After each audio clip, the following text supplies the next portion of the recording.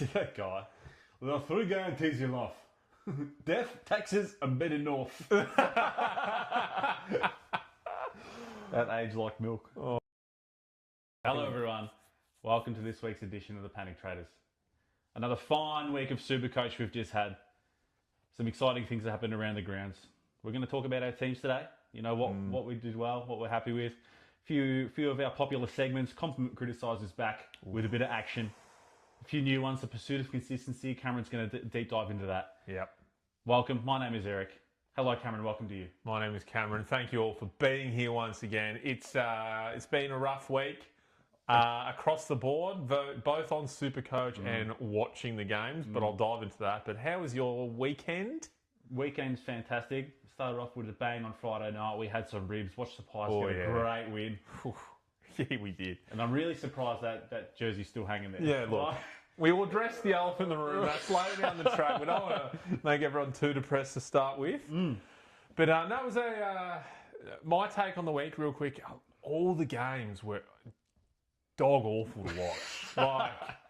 And then the only thing that saved it was Sunday with 2 actually really good games, which I would have thought were the dregs of the week. Absolutely. Minus the North, Essendon game. I thought that would have been pretty terrible. But yeah, it was, wet weather across the states. A lot of contested ball, a lot of missed kicks. It was pretty awful stuff. So thank you to Sunday to saving the week of football, visually. Yeah, absolutely. If you were to say to me, look, Eric, on Sunday, Port Adelaide West Coast might be the game of the round. Jeepers. Followed by Carlton Melbourne. Melbourne coming back in a thriller. My man Maxi Gorn just shucking the team on his back. Mate, watch. Sickening. Mate, I think his score, which we'll get into, is hella unders of what it should have been. He was so impactful in the game. Oh, mate. Incredible. So I think we'll jump into the first segment, which we did too late last time. Before we go into our teams, okay, right. Who is this week's top and who is this week's bottom? Top and the bottom. Top and the bottom. Well, so last week I got to top, and it was great. I was a big old bottom last week. Yeah. Considerable margin. I think your captain got you over the line and a few other players that mine didn't perform, and I was the bottom. So this week, how did you score-wise? 1931 is Eric's round 3 score. Okay. I got 1737. Dear. I am this week's gargantuan bottom. Gee whiz, that's 1937 you said? No, sorry. 1737. Sorry, dyslexia. Gee whiz, so that's a 200-point kind of thumping. Oh yeah, absolute pumping. Maybe I'll dive into my team and I'll just and we'll go from there. We'll go to the winning side team. So there's our team, my team. As you can see, everything went wrong. I think I'll start with the first 3, the trade-ins. Okay. So Sam Berry on Thursday night in the wet. I thought that was going to suit his game, and it did.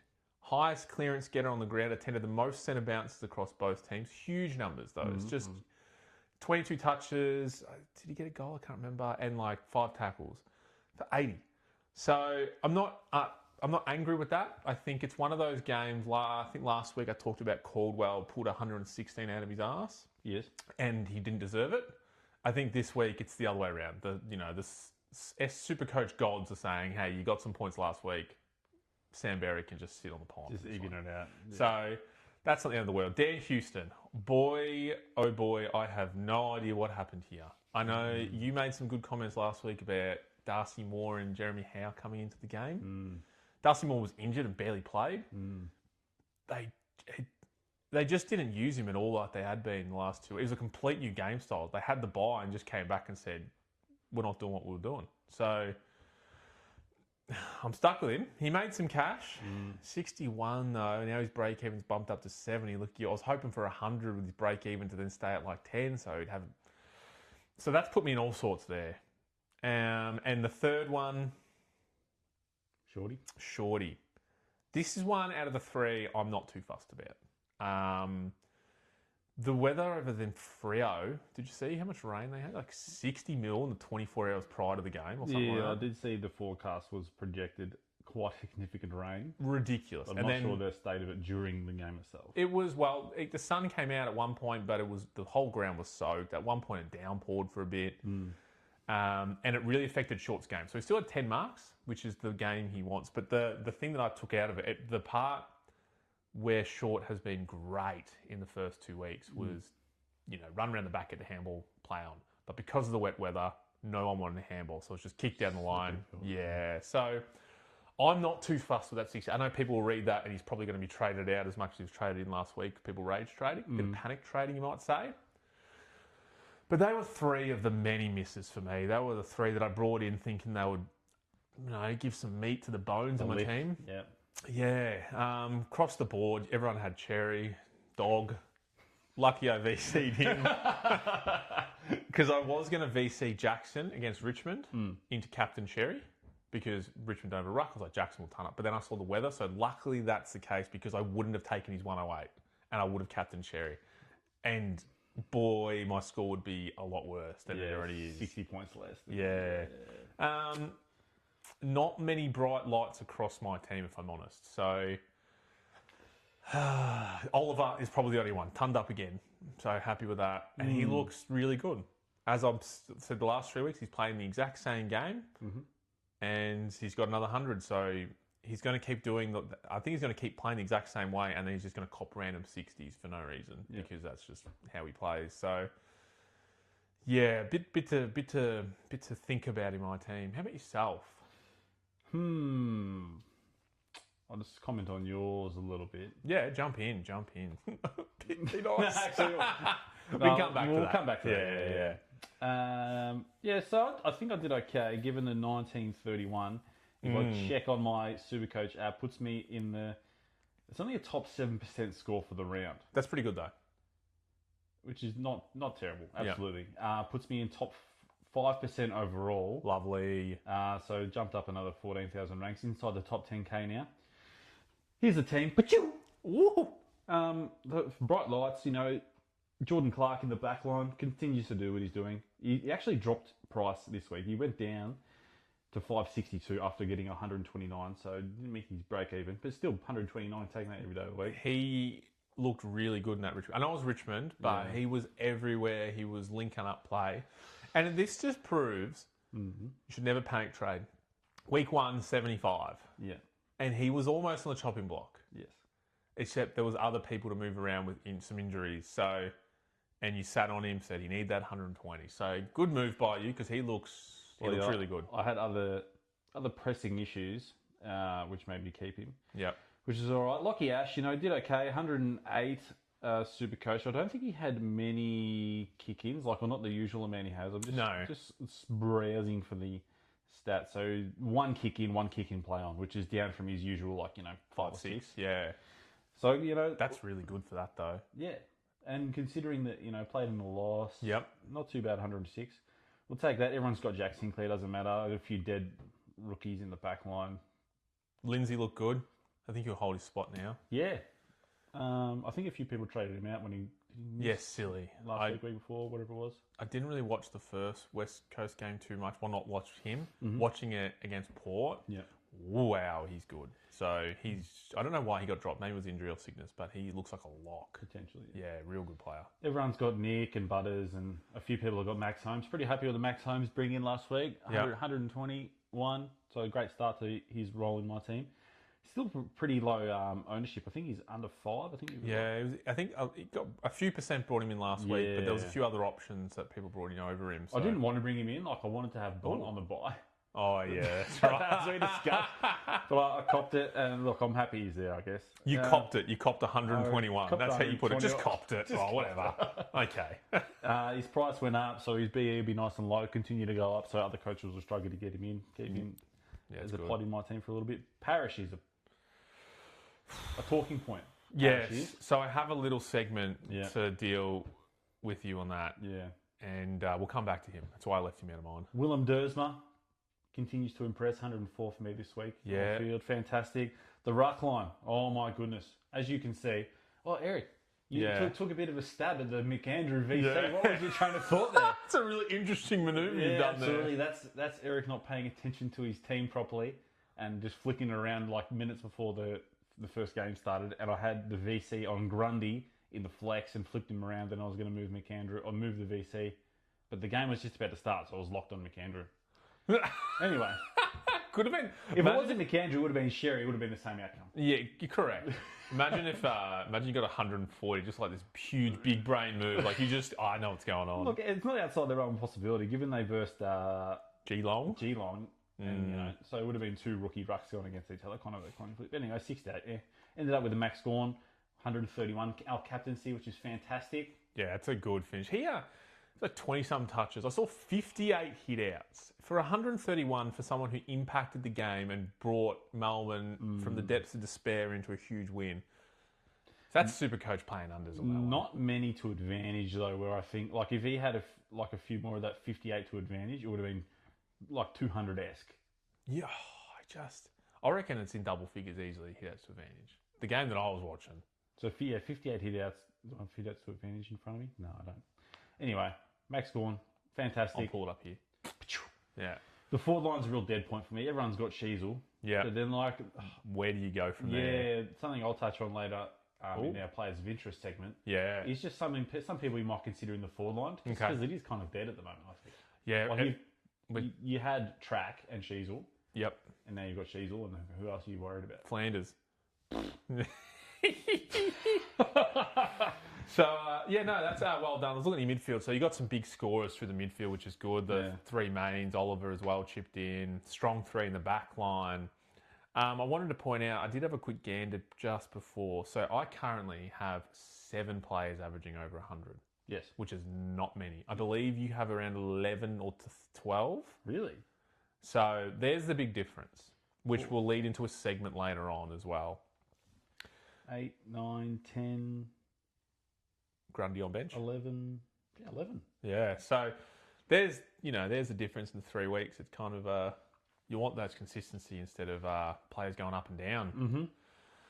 So there's our teams. Cameron gets a big fat bottom this week. Yeah, well deserved because that team went garbage. Yeah, my team overperformed, I think. No, I think I think with Cherry and that, do we touch on Cherry real quickly before we go next segment? Yeah, why not? So this is interesting. Like, the blood rule is a thing for a reason. Like, you got blood coming off you. You have to get off the field. Correct. How many weeks do you get if you intentionally rub that blood on someone else? And their face, let alone, with other extremities, probably the worst thing you could do. Yeah. They're saying straight to tribunal, which is fair, and 2, but I would rather see it 4. Like, you don't, and I've got Cherry. And I don't want that, obviously, Supercoach-wise. But you don't want that in the game. It looked awful. The biggest meathead thing I've ever seen on a football field in a while. Yeah. And I think it, in a small way, I know it might sound dumb, but it really impacted his game because he just did not go anywhere near the ball for the rest of the game. It's kind of like he knew he was in trouble and it was probably in his head a little bit. Yeah. But yeah. Kind of akin to, like, spitting on someone. Like, yeah. It's a terrible thing to do. Yeah. If not worse than that. And spitting is pretty... I think if someone was to punch someone in retaliation to a spit, everyone's like, yeah, fair. But okay, if he gets 3 to 4, do you hold? 3 to 4, probably not. He's out. Yeah. If it's 2, like, I might consider it, but for me, this is like the way the stars have aligned. This is a fantastic opportunity for Eric to get Bont in his team and still have 2 primo rucks. What about you're very interested in a man called Tim English? Tim English can get trucked. Bont in. If Bont's an option for me this week, it's pretty likely that'll be. Okay. No, well, fantastic. But if it's 2, I might hold him. Yeah. I'll definitely consider flicking him 3 or 4. Okay. What about you? I think 3 I'm holding. I've got the bye next week, so technically it's basically just 2. If it's 4 or more, I'll definitely consider. Does the bye count as a week? Yeah. Well, he hasn't got the bye, but there's only 18 players on field, so it's kind of like you don't really need to trade that week. Right. Yeah, okay. But yeah, just thought that was probably easy to note. Yeah. Scott, any trade regrets? Trade regrets. So let me think back to my trade. So I brought in Ash, which is fantastic, and he was out for Rozzy. I brought in Holmes, who was out for Track. Nah, you've pretty nailed that. Not really. And I brought in Watkins. I boosted Watkins for sharp. Yeah, good. So I think tick, tick, tick for me. That's big ticks. Yeah. Not so much for myself. I think I got fails across the board. I could have gone, a Holmes or a Dacos and one of those defenders that I had, and then a rookie. In doing that, I knew I'd miss out on Watkins for those three, thinking that they would be a lot better than they were first round. Now their scores are in their system, they're 3 break even. So mine was a bit of a, I would say, missed opportunities. I could have gone the standard 2 primos and a rookie, and I went the 3 middle prices to try and be primos, and here we are. So that's probably my regret. Fair enough. Watkins is still, even though you did lose that 57k increase, you're still going to go up another 40k if he meets his projected. So he's still an option. And he looks solid. He's getting a lot of midfield minutes too. Yeah. So he's like a on-field midfielder rookie option going forward. The Million Murdoch replacement, maybe. Oh, absolutely. I want to just go through a little segment. Please. Not too much has been planned into this. Okay. The parish has conducted its last service.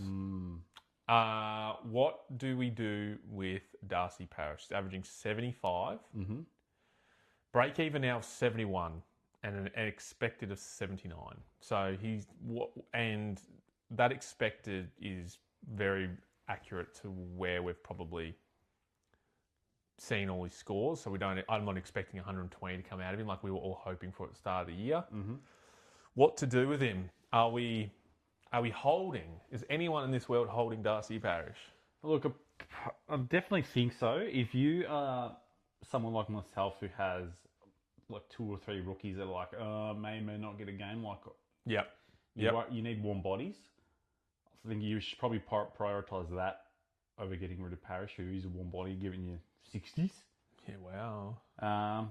He's in my trade plans at the moment, but I think it'll be dependent on team sheets. If I don't have someone like, a Gibcus come back and get a game, or a ZZ Top or something like that, and I'm struggling for numbers this buy round, I think he'll have to stay, and I'll do that kind of round. But at the moment, he's outski. Yeah, I echo that. I'm in the same boat. I think at his price and how much money on the bank, it offers me a lot more options rather than to cop an out. And if he does, say he scrapes 100, 101, does that justify his position to then the next 3 weeks after that get a 60 to 80? Yeah, I just don't know. I don't know where his position in the team is. A lot of the youth got run in the mid as well against North. They put Kako and they put a few other players through, so less midfield minutes. Very concerning. So I think you would try to look to move him on. I mean, you could keep him. There's nothing saying you shouldn't, but just with the money he's got and the scores he's producing, there's way better options out there. Do you think he's going to overcome his BE of 71 this week? Who have you got? Doesn't really matter. Probably going to get belted. It's an out doggy, so yeah, that's quite likely the option. $19 outsiders at the moment. I'll put a house on it. Gee whiz. That's what was $1.02 or something. $1.01. Yeah. Woo. At Marvel too, so we're gonna get absolutely dumped. That's a 100-point loss right there. Yeah, okay. So I think just wanted to put that in. I think a lot of people have him and everyone's holding on to him, not really knowing what to do with him. So now that I think about it, if they're coming up against doggies this week, like the likelihood of a terrible score is high. Yeah, a lot of high scorers and dogs and getting belted. So that's probably something to consider who they're playing. Yep. Fantastic. Yeah, Thanks for I like that. No, just wanted to chat about that one. No, and then we move on to, if you don't mind, I don't mind, a popular segment that we had introduced last week. Yeah. Rave reviews on this segment. It did. Yep. Compliment and criticise. Compliment and criticise. Okay, so I would like to compliment holding your nerve with your players. I think like players like Jordan, like I mentioned earlier. Yep. Players that, or Oliver as well, I know we both did that, but players that could have easily been traded out because panic trading, round 0 scores, round 1 scores, all that jazz, held strong. You kept Parish in your team, even though he said, I don't want to play well. He just kept him in your team. So I think you did that across the board. Yep. Oliver and Clark are the main ones, I would say. Back in Sinclair in when you got him. So, yeah, that's probably my big, on top of just the rucks, which I mentioned last week. But, yeah, that's pretty good that you did that. You don't have to make up one for my team. There's not much good stuff going on there. Well, you make good captaincy choices. Like you got the Butters, the 126, after dodging the bullet of the 68 Sherry. So your captaincy's doing well. I don't think you haven't missed the captain yet.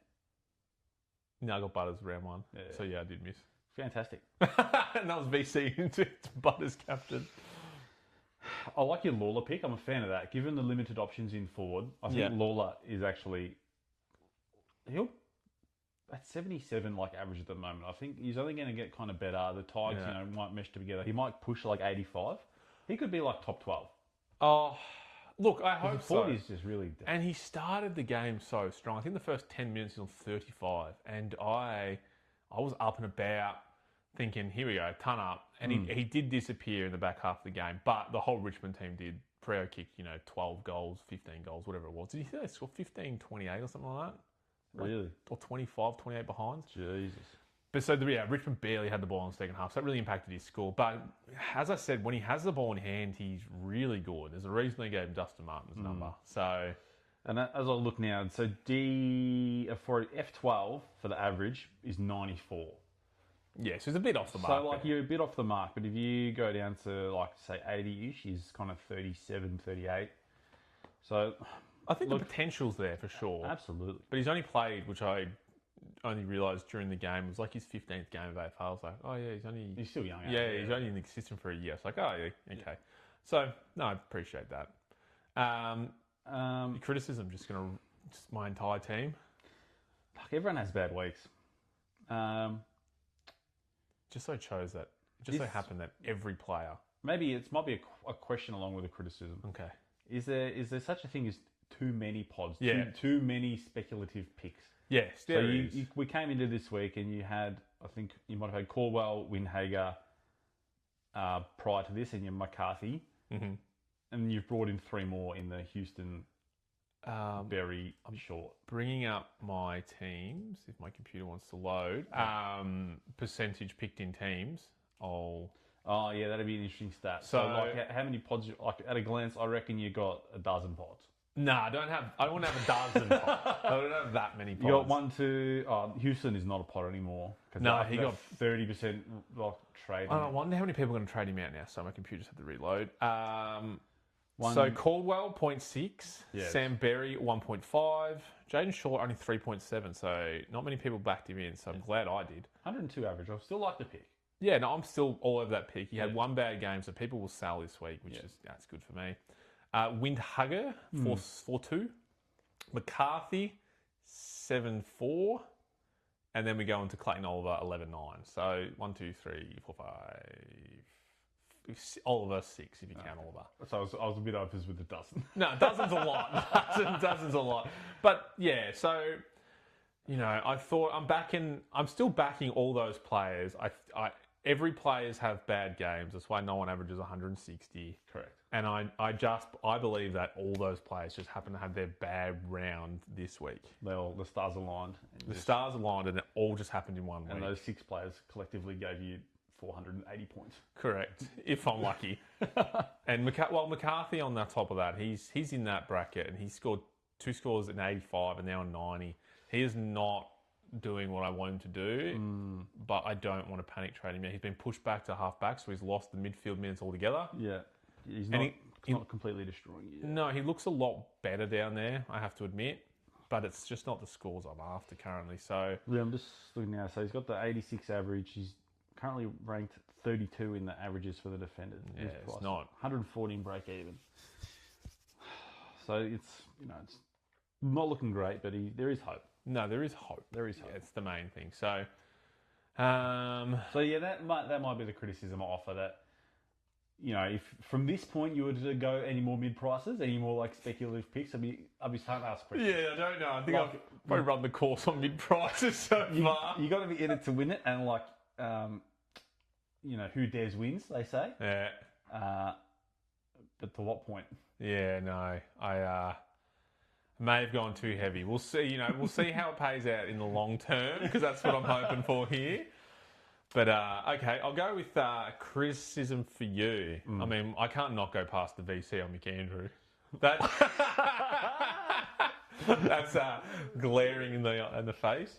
I know this isn't a criticism because you didn't end up going through with it, but if I saw Bont on the bench here for this round, I already had that written in my notes. Just watch if he puts Bont and he's down. So, but no, look, that's about it. You actually had a solid week overall. There's not much to complain about there. Maybe, I mean, you did mess up the VC, but the VC on Nick Dacos against GWS probably would have been all right. Yeah, I don't know. Like we discussed that. I didn't have my finger on the pulse whether or not Bedford was going to play. Yeah. Well, there was rumours during the week he was going to play. So yeah. Well, should definitely consider that. Give Pies have early games. You should just slap it on him. I think so. I think him and Bond, I think you just have to do it going forward. But no, about that. But your rookies look good. So yeah, no, I'd be pretty happy if I was you. Thanks, pretty strong, solid team going forward. Well, so far the bye rounds have been okay. Like I said, I've jumped inside, from rank 90k to rank 9,500 or something in 2 rounds. Is not bad. Beautiful. Yeah, it's good. All in the right direction. So no, good. We'll head into, I reckon, persons of interest going into this week, whether we trade them in, whether they're already in your team, maybe a bit of both. You want to kick us off?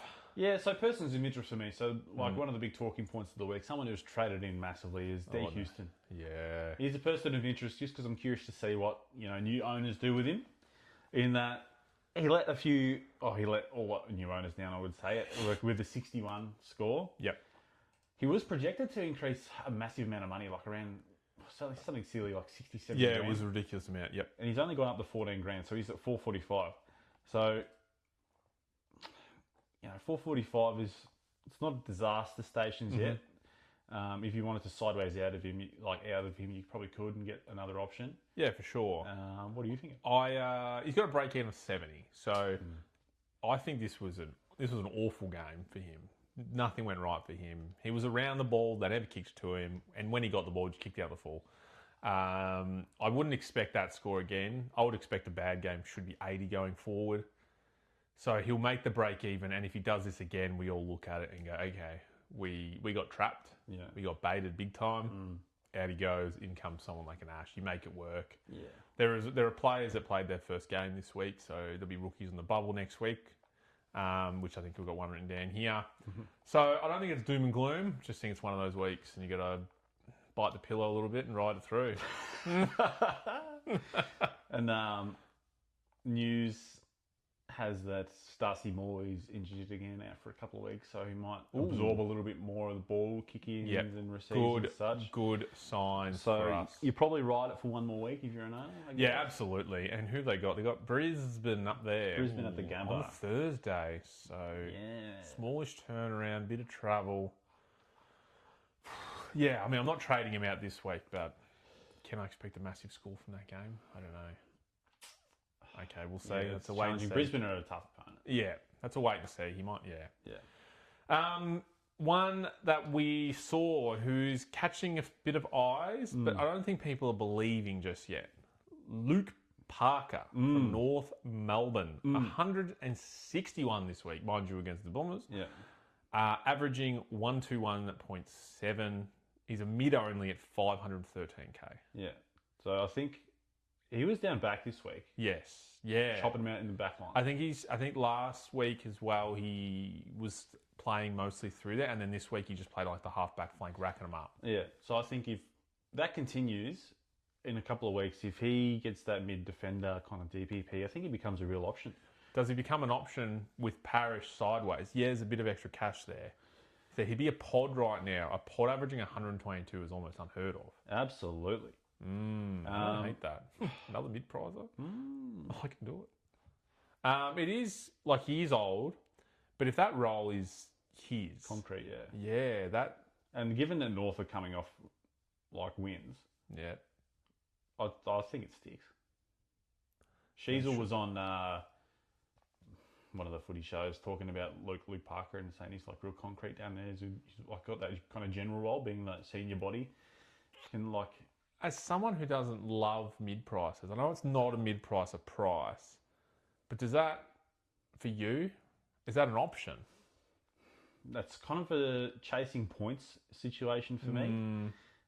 If if he wasn't mid only, I'd probably be like more inclined. Yeah.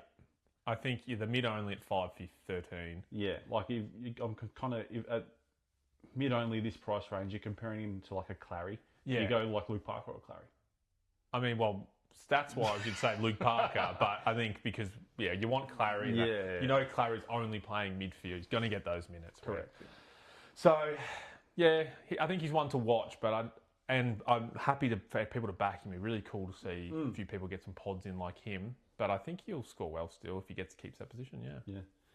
Someone that is tickling pickles. Yeah. Given We love that. the slim picking of the forward line and like kind of the unsureness of it. Yep. For lack of a better word, if that is the word. Shea Bolton. Yes. So played well over the weekend. Was influential in the Freo game. Yep, and he played well against Melbourne the week before. Correct. 476k mid forward, 113 average as it stands, which puts him inside top 6, I would assume, without a glance. Yeah, oh, absolutely. Fourth highest average. There you go. I've got it written down in my notes. Yeah, Fantastic. I think he would have had a really bad score round 1. I think, because I think round 2 he had a massive score. Round 3 something similar.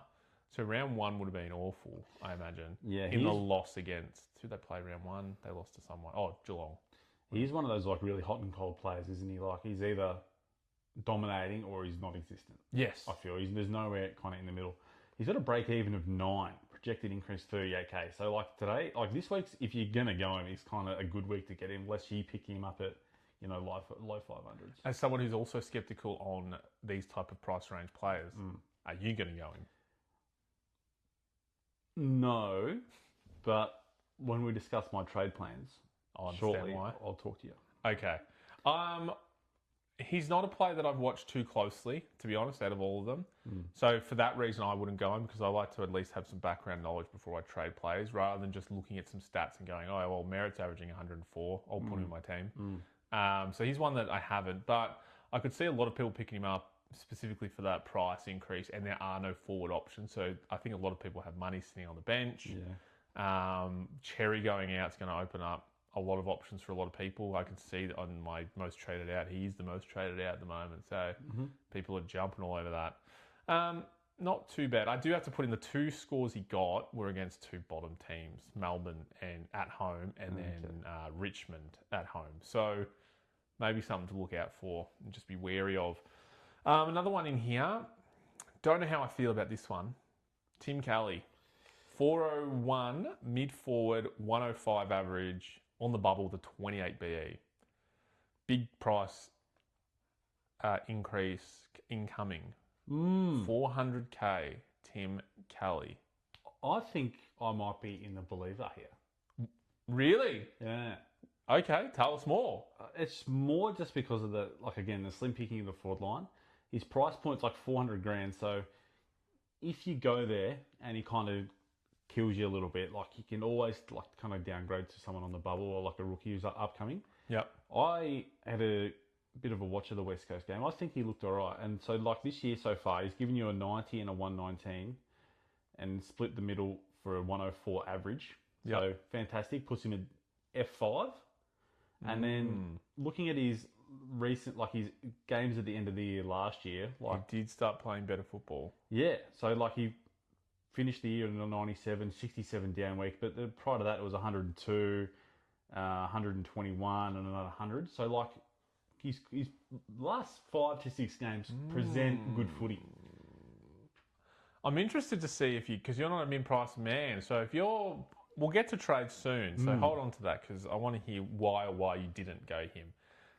For me, I think West Coast, they've already changed a lot of positions around. So I could see his position in the team being pushed to a forward flank or a back flank or something like that, or put him on the wing, because currently every week there's a new position getting made and people getting moved around like magnets. And it's working for them. They've won 2 now. So we'll see. I wouldn't get on that one, but I could see it being potentially good if he keeps that midfield role. Absolutely. Good one. Collingwood. Oscar Steen. Yeah, big boy. 119k ruck forward. Yeah. Solid 83 against GWS. Fantastic. He Obviously, only played one game, so still got to play another one to get in the bubble. So obviously, don't put him in team just yet. Watch the game this week, so keep a close eye on him. Yeah. For people that own Darcy Cameron, though, which there was someone in one of the leagues I played against, he had him. I imagine after seeing that game, seeing the first bounce and Oscar Steen in it, that would instantly go, oh, how do I get Darcy Cameron out? Panic stations. So even though Cherry, for me, is out for X amount of weeks, I did trade out Darcy Cameron for Cherry. I'd feel much better about that, seeing that now, even though he's going to be out for a long time, just seeing how I'd have to trade out Darcy Cameron. So it's interesting just in that the Darcy Cameron pick has potentially cost you 2 trades if you get out of Sherry. Yes, if I do. Yeah, I think I'm probably more on just holding him, but yeah. Yeah, the DCAM, he's down, he lost 45k this week and projected to lose another 50. Wow. Yeah. So huge influence on his game Oscar Steen's had. We watched this game. I thought he was really good. Like, he's the first gamer. He's got the hops about him. Like, the new rule set kind of suits his game. Really suits him, the new rules. So I think... big watch against Brisbane. Yeah, huge watch. And Brisbane's stocks at the moment with Sid Draper. He didn't look too flash hot in his game against whoever Brisbane played. Yeah. So he'll get named again, I imagine, against Draper, and he'll probably play really well. Yeah. I think if all he needs is, like, if he gets 60 next week, he's the highest traded player next week. Because that forward status, he just comes in for any forward who hasn't played well. Yeah. So, and even if you've got, sorry to cut you off. No. If you've got a dead rookie or someone who's not playing in the 4 line, you might go early. Like, if he gets named, you might go early this week. You could. I went Whitlock, Million Murdoch early. So it's up to you if you want to go early. I would sit on it and try and get someone else in the bubble this week. He's a 119k forward ruck, so you could manoeuvre your team in a way that he just becomes your ruck loop. Like if he does get traded out, he becomes your ruck loop. So I think you're right. I think he will be in most people's teams going forward. Jay Short. I've spoken about him before, just before. Yeah, person of interest. He's low team, so no one's going to trade him in after that performance. I think that probably buys into the sentiment of the sentiment of people not believing in him again because he does this. I blame the weather. If he was to do this again on a dry day at the MCG, then I'll be very concerned. But just knowing how the game wasn't his type of game, so I'm not concerned at all. Fair enough. Like, I'm not an owner. Yeah. But I think out of 68 points, like prior to this week just gone, I was in the same boat as you, fully cucked by Jay Short. All over it. And this week, like, I've gone from fully cucked to mostly cucked. Mostly cucked. I've gone down. The lead has gone down a little bit. I know you had one you wanted to talk about real quick. The one after it. S. Berry. Yeah. It was in the notes last week. Contested beast, 380k mid, stats don't lie. Cameron, episode 5. Backing it up. So I think I went through it earlier. His stats were really good. Most clearances on the field, lots of contested ball, spread really well, should have kicked a goal, didn't. And then the game just didn't really give him the points. They gave all the points to Bailey Smith. So it was just one of those games, in my opinion. Adelaide had problems in the last quarter with getting people on the bench. Rochelle was on there for like 14 minutes. Berry was on there for 13 minutes at a time. They just couldn't get rotations happening. Yeah, right. So that impacted the game in the last scoring where a lot of players got. So, yeah, I'm okay with that. If he does it again, though, And in the week ahead, they've got Freo. Going in favourites against Freo this week. Yep. You're backing him against Freo? Because Freo's mid's kind of good. Freo's mids are very good. Yeah, I think he got the most CBAs. Like, they're putting him as the mid. Him and Rochelle side by side are now trying to run that midfield. Okay. One for you. I was cut by him last week. People were sleeping on it, I reckon, and now he'll be one of the most traded players this week. Jack Lukosius. Yeah, Jack Lukosius, real option. Presenting himself after a big 100 and something. No, he got 95, I think. 95? But he's averaging 100 and something, 102. Yeah, so negative 62 break even. His price is going to go through the roof. Yes. So a definite option for people this week, including myself. Yeah, so I think I want to get him in. And one of the things, whether you want to be concerned about this or not, he got swung down back late. So if you remember at Gold Coast, he used to play. When he started in the first few years, he was playing backline off the half back. He had a booming kick. That's what he was known for. Then he got moved forward line to kick goals. Gold Coast struggling. Came to Port. They've kept him in the forward line. But Josh Carr put him in the back line in the last quarter, and he looked really good, and he got a lot of points in that quarter. So is that a concern if you got a role change in Port Adelaide, or if a team like Port Adelaide are probably going to suck a lot this year, is that even better that someone like him's going to be playing in that back line? Yeah, I agree. I understand the thought process. Getting swung down back isn't a real concern for me because defenders tend to score more. You'd rather forward. that. Yes. Like, yeah, you prefer it the other way around. You like when Sicily gets swapped forward, like you're bleeding alarm bells. Yeah. So I think that's maybe a better sign. Yeah, and his stat sheet this week, he didn't light it up. Like 12 touches, 10 kicks, 2 handballs, 1 goal, 1. Like that for a 95. It's outrageous. It's fantastic. That's Supercoach God's looking after you. Yeah. What more does Sam Berry have to do? Seriously. 12 touches. Yeah, man. So if anything, that's concerning to me. A 95-12 touch. Take that every day of the week. But trading a player in off 12 touch 95, that's concerning. That's alarm bells for me. Yeah. But his break even is so low that you can probably afford it. You make 100K and you dip on him. So I was cucked. Mm-hmm. It's fair to say I saw him first. And then just 2 other people who are coming off into that on the bubble that I think should be in most people's teams if they get named. Tom Marshall and Jay Lindsay. I don't have either. I have both. Great. Marshall didn't play because he's injured. Yeah, but he could come back. I think it's I'm not sure about his ETA. And Lindsay performed this week. Happy to have him. Yeah. Actually, in saying that, when Tom Marshall comes back, the coaches will go back to stay forward, I imagine. That's probably one of the holes there. Another one that I spoke about last week, real quickly, who's now on the bubble, if he gets named, is Sherry from Freo. Skelly? The 99K mid-forward.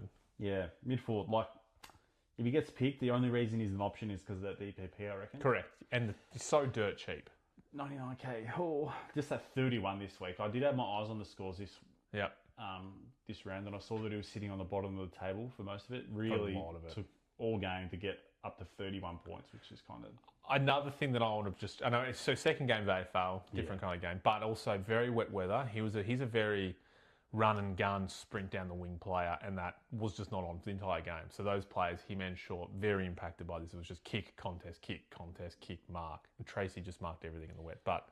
You've still got a negative 45 break even, correct. So he's going to make you some cash. Yeah, and that DPP, so what's his expected there, does it say? Projected round 4 score 32. So how much K So if he gets to 32, he goes up 34.4K. Yeah, he's going to get more than 32. If he plays, is the concern. I think But he didn't get more than 32 this week. He only got 31. No, yeah. Very valid. There's any more players top of your head that you want to speak about? Oh, top of my head. Nah, not really. No one's springing to mind straight away. Otherwise, I would have written it down. No, same. So there's some of the main ones. Obviously, there's all the main players. If you want like a Dacos or a Bont and all that jazz, but maybe we'll jump into our actual trades or what you're thinking because we are doing an early time, so things may or may not change. Preliminary ideas. Yeah. For myself. Yep. Sherry. Big Cherry. Yes, is attending the tribunal tomorrow. Yep. Pending his time off field, whether it be like 3 or 4 weeks, whatever it is, he's kind of out. Yeah. Parish is out because he is, alarm bells. And you're got a lot of money going on here. Yeah. Bontempelli. Yep. Tick. Straight in. And then the second slot, which is kind of up in the air about currently, Tim Kelly's in. Whoa! You go on the middle price. The mid-pricer. Really just because of, like, my forward line is... I have one kind of forward primo. Like, it's really a position of concern for me. My forward line is just really low stock. So I thought, I want someone else in here that's going to kind of present a decent score. Tim Kelly just seems to be kind of that nice price point, 400 grand. Recent, like, half a dozen games, playing well enough. And West Coast play Sydney. So that's good. Don't know, no threat of a tag, you don't reckon? Oh, I think so. You're not tagging Tim Kelly. I haven't got much else to tag. Nah, I reckon you put it into like A Harley dog. Reid had like more influence. True, and he's got more actually. aura. So like he No, that's a very good point. Harley Reid would probably get a tag because Yeah. they know he'll go on and and if give you away frees. tag Harley, like he's still a young fella. Like you're just going to completely destroy another fine. Yeah, no, that's a very good point there. So yeah, I actually really like that. That's a solid trade because you've got the rucks as well. You've got both Yeah. Grundy and Gawn, and McAndrew can go R3, although he's not scoring well. So Yeah, get him off. I'll make that work. If not Tim Kelly, it'll probably be Lukosius just because he looks like just a tantalising moneymaker. Not gonna, with all the money you have there and the forward options not being good. Is there a potential where you get Kelly and Lukosius with a boost? Definitely, the thing to consider is who goes out for him. Like, Have you got a dead rookie? no, all my forwards are playing. I have Lombard, who's kind of a slow burn. I think he's a genuine watch because the talk about he might get dropped and go back to VFL. Yeah, look, if he gets dropped, he's 153k. So with the money I have available, I can make that work for sure. I would be almost doing that without even thinking. If I don't go like that, we're out depending team sheets. Yeah. Because I have ZZ Top in the back line as well as Gibcus, like kind of two dead rookies, not playing rookies anyway. Mm-hmm. I might have to sideways one of them for someone who's playing, like I know he's already made money. Someone who comes to mind is Selwood from Doggies, like just kind of a cheaper defender. Just having a quick look at your team. What you could do, one of those dead rookies comes out, Grilge goes to back from midfield to defence, Cook comes up to midfield, then you've got a free spot in the forward, you've got really one of your dead rookies. It's a fantastic idea. But then I'm kind of happy fielding Cook forward because like if I have Cook sitting in the mid, it feels like kind of wasted opportunity. Yeah, I wasted know what you points. mean. You want to, yeah. So he's one of like the standout better rookies for me, averaging 78. And you haven't got any other full, yeah, okay. But I do like your thought process there. Yeah, just trying to open up to get both. I think Yeah. if I was in your spot, and I don't listen to my advice because, the boost trade didn't go well last week, but there's some option for a little slightly better forward line, obviously banking on a bit of potential, but a lot of money to be made as well as getting the man of the hour. Yeah, you're right. And do do I like go that. that second boost? Do I go back-to-back boosters? Well, they're there for a reason. Don't be scared to use them. Because when you get to the buys, which is the important part of it, you get an extra trade anyway. So what do you need? You need to trade 4 players out in one round? I think if you need to do that, you're already in dire straits. Your team's already knackered as it is, yeah. It's a large portion of your team. So that's what I'm kind of thinking. Really, I like it. Again, pending team sheets, it'll be either what I've discussed in that Sherry Parish is out for those couple of players or the defender rookies get adjusted. Right, yep. Like it. Yours? No, big fan of that. So I had a bit of money in the bank previous. I think it was about, let me just pull it up. I had like 200. Yep, 200. A player that didn't speak in my team because I'd already done some trades just to see what it looked like. Windsor. The Melbourne Caleb Windsor. Yeah. He had 24 touches in the end for a 70. Break even's still at 55-ish around there. He's made like 30k. I just think there's better things now. So if I was in a better spot right now, I'd probably ride it and just be like, I'll cop whatever it is. He'll still make a bit more cash.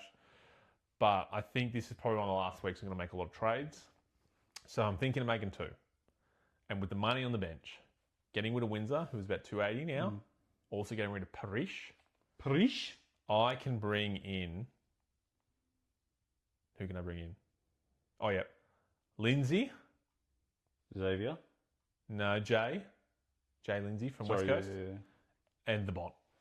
Bontempelli! Yeah, because his break even is like, 118. He's playing the Dons. Very achievable. The biggest captain option I've ever seen in my life. Yeah. So, I don't love it because I'm going back to the Primos and I'm getting rid of Windsor, which I still like. So I'm going to try and figure out if I can do another way. But there's not a lot of players in my team that I want to trade out or I need to trade out. That's the thing. But if I don't get Bont in, am I sitting on Parish to then get a 60 and go down in money? Or I just get Bont in and just lock it and leave it away. I think that's a wise way to go. You just want to lock someone in who's going to be top 3. Correct. Yeah. So, and that leaves me with the Cherry problem. If he does get weeks, it's buys this week. I can figure that out next week. That's how I'm looking at that. So get in the Bont and get in Lindsay if he's playing. or if not, I'll get a rookie that's going to plays on the bubble. I wish I could get Lukosius in, and I probably can if I boost, but do I want to boost 3 times in 3 weeks? Yes. Of course I do. So, yeah, I think that's it for me. A bit more sensible trading, and then I'll start to slow down trading as money comes in the next few weeks, and then I'll deal with Cherry when I need to. That's probably it for me in the trade scenario. I'm just having an epiphany right now live. Yeah, big epiphany. So back to the players of interest. Sorry, just to reverse a little bit. Someone who I'm thinking about. Okay. Has a big break even. Played his worst game in years and years and years. And he's coming up against the doggies. Probably going to play not the best game again. Is Zeret. Yeah. Okay. So over the week just gone, 10 touches, 6 kicks, 1 goal, 1 mark, 9 tackles, which is fantastic. 70% efficiency. So with his lowest disposal game in 8 years. 8 years, he still scored an 87. That feels way overs for it. He got. I think he might have won a few free kicks for those tackles. His goal came late in the game that kind of gave Essendon a bit of energy to maybe we were 2 goals down to come back, which we obviously didn't. It is overs. That does lead to real quickly. North now have done a Finn O'Sullivan tag. Merritt out of the game, Butters out of the game. So now I think they're going to keep running that. And so against Carlton, if you're a Walsh owner, he's probably not going to play much of the game. He's probably gone. Or they just go to Jagger Smith and he does nothing for the entire game because he's new. Just flip me off. I'm flipping on. Jagger Smith. Yeah, no, so... strong tagger now in the league. A strong point to consider. You're coming up against North. As strange as it might seem. Yeah. You're going to get that tag. You're going to worry about your VC. So, yeah, if you've got like the smaller body, agile mids, he's going to run with them. So, like a Merritt, a Walsh, all that jazz. So, Zeret has gone to the 147 break even. Yeah. Well within his realm of possibility. Yeah, absolutely. And he's a proud man, I'm sure. So, we'll come into this game hoping to do well. Sadly, he's against the Bont and the best midfield in the comp. Yeah. Yeah. We'll see how that goes. If he he's projected to get 102 with a price decrease of 20 grand. So 2 or 3 weeks, Zero could be in your team. So what's he going to be worth next week, roughly? 558. It's funny, a lot of people jumped on him after his first round where he got like 140. He had a decent jump increase in selection. 139, yeah, I see. So, and then he's gone 2 weeks, average weeks back to back. So concerning for those owners. And then against Bulldogs, Essendon won't see much of the ball. English will dominate in the ruck, and that will be that. Fantastic. So we've discussed all those persons of interest and our trade plans. Yes, I have a quick segment to jump into, actually. Please, I'd love to hear about it. So very, very, very small... very small segment. Just want to throw it out there because it's something that is very valuable in Supercoach is consistency. And it's something, if you've got Supercoach Gold, you can look up pretty quickly. But so the consistency rating in Supercoach is players the smallest amount between their lowest and their highest. Only been 3 rounds, so a small sample size for these players because they haven't counted round 0. I'll let you try and guess 3 players that you think have been... And these players are the most consistent that have all scored over 100. So all averaging over 100. With a tight grouping. So with the tightest grouping over 100. Gee whiz, that's hard. Like at a... Probably hard. One position. One of them's in your team in a ruck. He's number 3. It's not Max Gawn. Max Gawn is number 3 consistency rating. So and he's had like 128, 130, something like that. And then 131 again. So that I think this is why I want to talk about, because these are like players you probably want definitely in your team. Players that are just super, super consistent, because back when I first started playing Supercoach, I remember this. I still remember this. I was thinking about it earlier today. This is why I did this segment. I think it was my second year as Supercoach. Dane Swan and Scott Pendlebury at the peak of their powers in Collingwood, both around the exact same price at the start of the year. And I said, who do I want? Someone who's going to score 110s or 15s every week, being Scott Pendlebury, or Dane Swan, someone who can go 180 then 70. And I went Dane Swan. Scott Pendlebury then had the best year of his career and averaged like 120 something late time, and Dane Swan averaged like 108, 111. So not terrible, but the options there, because I was going for someone who goes up, down, rather than just week in, week out. Yeah. So I was like, I had a look, and Max Gawn number 3 is like that makes sense. Number 2, the tightest grouping, averaging over 100, who I think will be a big bring-in for everyone in a few weeks. Tuk Miller, number 2. Ooh. Yeah, so if he gets that forward status, consistent forward player, unheard of, apart from Sheasel at the moment. So, that was good. And your number 1, someone who cucked you very recently, Tim English, got the tightest grouping, averaging over 100 in the league. Tightest grouping. Tightest grouping. Such tight grouping. Wow. Yeah. Tightest Did grouping. you saying that makes me reconsider this Tim Kelly trade? It could be How do I get Bontempelli? It could be. Well, that's the thing. You could get Bont in English. You could make it work with a boost and then lose some money elsewhere. No. That's a pod move.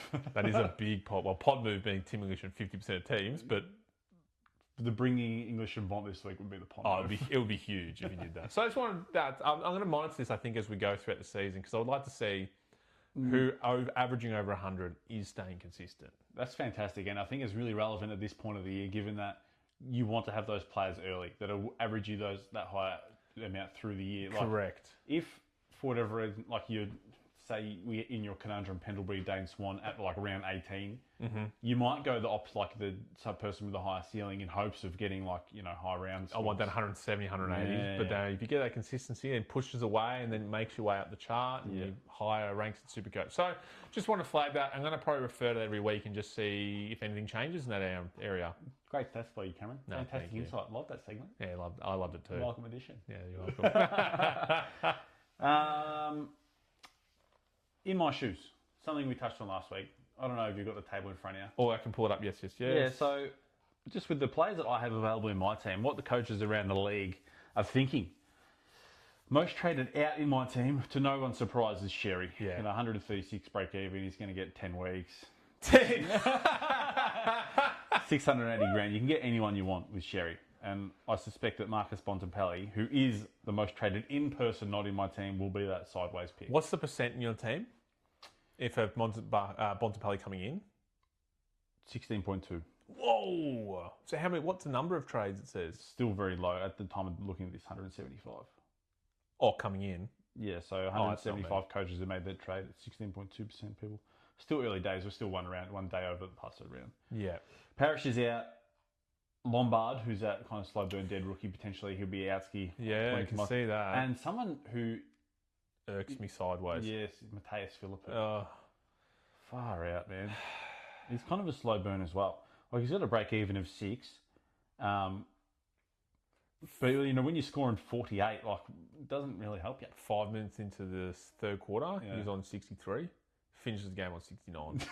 I actually, when I flicked it back on after half time and saw his score, I was like, oh my, I'm so glad I kept Mateus. This is great. The light is now at the end of the tunnel. And then I don't know if he touched the ball for the rest of the game. So you keep him because I don't know why you keep him actually. Why is he there? Yeah, I'm not sure, man. Oscar Steen, people are bringing him in, as we discussed. Fantastic option. Very, very early on him. I get it, but early. Tim English presenting himself as a Sherry sideways. People are thinking that. Jack Lukosius, of course, as we discussed. Yeah, big bulk money coming in. And people are on the bubble for scary use coming in. So, I tend to agree with what the people around the grounds are doing. If I look at mine, big so Oscar Steen and Lukosius first. I've also made my trades of Bont coming in, so I can't see that stat. But third, he's Max Gawn. People are obviously going from Cherry to Gawn. They've watched him being very consistent. Number 4, Shai Bolton. So people are believing in what those scores. I'm not. I've seen who he's played, and I don't know. There's a lot of potential big scores in Freo, and they could take it away very easily. And then another one that I don't have, Nick Dacos. So a lot of people trading out Cherry and just finding another primo and chucking it in there. So which makes sense. Is there a world where you sideways your Sherry to Dacos? Or are you just going to go Bonty? Sherry to Dacos. I could boost and do that. He's a touch cheaper. He's 70 grand cheaper than Bont. So, a little bit more room for wiggle there. McAndrew's break-even still in the negatives. He's on 192. He's made 70k. I would need him to make considerable amount of money. It really does come to how many weeks Cherry gets. Okay. McAndrew's scores are not good. and for me, I have to have him on field if I was to get rid of Cherry and not get another ruckman. Okay. And I don't know if I want 70s every week from a ruckman. That's 50 points on the table gone. I'm a believer in the rucks, mate. You want to have a decent R2. So, but then if I just keep Cherry in the... Okay, maybe I'm boosting this week and Cherry comes out. We'll see. It's good to have these discussions live and see the cogs turn. Yeah, isn't it? Maybe it's not worth having. I'm very interested to keep close eyes on that. No, good segment. I like seeing what other players are doing. Yeah, just like to consider what other coaches are doing and understand that thought process, or try and understand it a little bit. Yep. Captain and vice captowns. El Capitano. The El Capitano. So early on the Thursday night, you got the Brizzy Collingwood game. If you have any Brisbane players, you can just chuck them to VC. Like if you're a Dunkley, a Neil owner, one of the very few. I think a few people would do a VC on a Zorko if they had them. Roll the dice there. Yeah, true. He normally carves the pies up. And then you go on King Nick, who knows? Well, we talked about if they've got a Nick or a Bond. You just do it. You just do it. Yeah. But there's better options in the week, but it's hard not to go past that. The North Carlton game. If you had Sherry. Well, Sheasel maybe, because he's shown some big... What's he averaging? 134. He's dominating. Yeah. He's got a 607k break even at 89. And Carlton completely fell apart like on the weekend. Like their third, fourth quarter was completely dog. Sheasel will just run out like the game, no dramas. I reckon he's a good option. Well, yeah, 134, 124, 145. So all those you would have taken at VC, I imagine. Absolutely. So that could be, if you're not going to VC anyone that game, I wouldn't say no to a VC on the Shees. Is there any Carlton options? You'd roll the dice on a Walsh if you're an owner. I wouldn't get tagged. Yeah, true. I wouldn't touch Carlton. Yeah. None of their midfielders. Big risk there. Adelaide Freo, Jackson, I would say, against the Freo. McAndrew. Any of the mids, probably from Freo, if you had them, could be some really good options. It's just with Sarong and Brayshaw, you then know week to flip week. of a coin. Yeah. So good luck if you can pick that one. Rich Port, would you go anyone here? Butters. Yeah. Butters, I think, will be a popular option this week for the VC. Yep. I think it'll be a very popular option. Mm-hmm. Probably more so than the other ones. It's just be wary of when teams play bad teams. Everyone on the team does well. They've got to share the points. So a lot of players play well. All it takes is 2 Port Adelaide forwards to kick 5 and 6, and there's a lot of points gone. You roll the dice on your short. A bit of a pod pick. No, not with the not with the other options available. Yeah, if there was some other not as murkier options coming up, then I probably would. West Coast Sid. Oh, you've got to think Grundy, surely. Against Flynn, the man who leaks points. Just gushing out of him. Yeah, I am a Grundy owner, actually. He's on the Saturday night. Definitely could work. I like that one. That's good. Yeah, It's I like option. that. Melbourne, Gold Coast. So it's Max and Wits. So kind of a tough matchup there. Yeah, big matchup. I think he might, with the new ruck rules we were all talking about, I think he'll jump over Wits throughout the game in that centre bounce. And he has the legs. He'll beat him around the ground quite easily. Could be a sneaky VC. And he's got that tight grouping, as you've suggested. He's got a very tight grouping. So, there's some good options here. Yeah, if you're a Noah Anderson owner, maybe you go that route against the Melbourne mids. Melbourne's mid's a bit weaker. I wouldn't go Pickett. I don't think that again. I think Saya. Yeah, I would imagine that Gold Coast put some effort into him. Bulldogs, Essendon. Yeah. Just vice captain anyone. If you've got a Dogs player, just chuck him. Yeah. Jax, the defender, the rookie defender, captain him. But like you've also said a moment ago, you have 2 forwards that kick 4 or 5. That's kind of what this game's going to be. Well, that's what I'm thinking with my Bond pick. I'm going to keep him, but I was thinking there's a chance he just gets 105 because what if they get 3-quarter time? It's just rest Bomber up by 10 goals. He doesn't need to run around and hurt himself. So put him on the pine, save him for next week. Valid. Hawthorn Geelong. Would you go Holmes? Sicily? If Finn McGuinness is playing, you probably don't. Sicily is too inconsistent to chuck a C on. He's more of a VC. Yeah, is an option. If Finn McGuinness doesn't play. I just think there's probably better options, more consistent options up there. So for you, your final say? Grundy VC Ooh, yeah. into Gorn C. Oh, the rucks. Yeah. He loves his rucks. I'll be going. I want to say Butters in a Bont, but I might have talked myself out of that. It might be Short into Caldwell. Who knows? And then yeah. GWS St Kilda on the bye, so you're missing a few St Kilda bodies this week, aren't you? Yeah, unfortunately, I got 4 St Kilda players just for the roll of the dice with Flanders and Philippou. You looking like you're able to field a team? Yeah, I got a full team on board. Yeah. Because I've only got Oliver in the GWS, so I don't have Ash. I was actually looking, Wind Hager is my 5th voted out person, 1% of owners. So the faith is starting to dwindle a little bit. Oh, we had 1 bad game and a bye. Oh, and to talk about his bad game really quick, he got shoved into the half-back pocket, so he had 7 touches halfway through the third, and I was in tears, right? Mm. And then I remember, who did they play again, sorry? Saints played... Who did Saints play? We'll never know. We'll never know. They lost to... I'm pulling it up. Brisbane quite easily. Oh, yes. Brisbane were having a set shot, and I saw a runner come out, and he was talking to Windhanger. And in my head, I was like, oh, for the love of God, just put him in midfield. just do it. Rest of the game played midfield, and he got 13 touches in a quarter and a half. And it's like, oh, look what amazing what happens when you put a player in the position he's meant to play. Yeah. Instead of forced in a back pocket to tag, who knows, I think it's like Charlie Cameron or something in the back pocket. It was something stupid. So it's quite annoying because he's one of my favourite players to watch. He's getting moved around for no reason sometimes by good old Rossi Lyon. So, oh well, just sort of note. But yeah, people losing the faith in my man. It's a shame. It's a shame. I hope you hold the faith and he repays you in full. Yeah, he'll be there in the end of the year probably. Yeah. Averaging 64. Fantastic. You've got to be cucking me. Got to be cucking me. So we'll touch on last week. I had Lukosius. I was on him early. I mean, probably a lot of people were. I just said it out loud. Yeah. And I think he's going to be in most people's teams. He's probably cucking a lot of people. Oh, yeah. This week I want to focus on someone who I was watching earlier on the season. He's still cucking me, but he won't come into my side just because of how it works. It's Ollie Florent from Carlton. He's about a 340 mid now. Your eyes light up like, who? He came from Sydney in the off-season. I think he's averaging around high 80s, 90s, so nothing special. But mid only, he's playing half-back flank, and he's taking a lot of kick-ins, and he looks really good down there. So if I had a draft team, he would have been in because he would have been on waivers.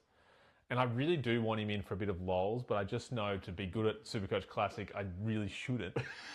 So I'm just going to be watching this one. So you got to be cucking me, Ollie Florent. Fantastic. No, thank you.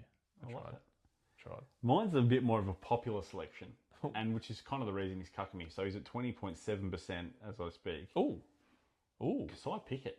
Oh, yeah, okay. Yep. Just he's so highly owned. Forward options are limited. Yep. I'm averaging 98, Eric. You want a piece of this?